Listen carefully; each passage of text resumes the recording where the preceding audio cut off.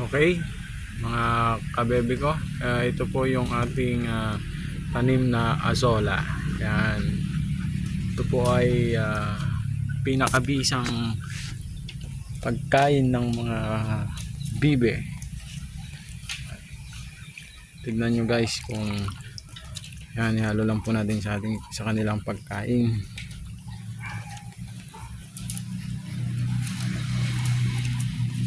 Yan, tapos halo-halo din po natin.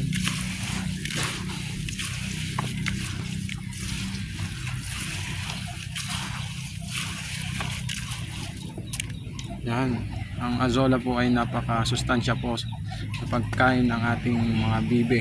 Tignan nyo po kung gaano kagusto ng mga bibe ang azola. Yan, no? Biting na sila.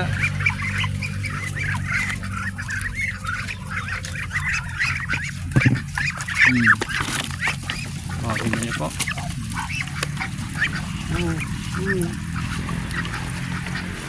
Diba? Tignan po tayo sa mga inahin. Ayan. Ayan. Okay. Ayan guys. At ito din po yung isa kong azola, ha, na maliit lang. Ayan. Kasi yung malaki.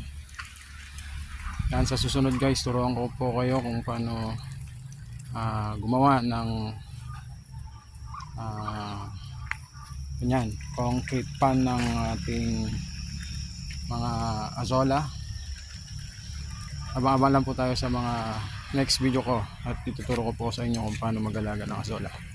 Yan lang po. Bye bye.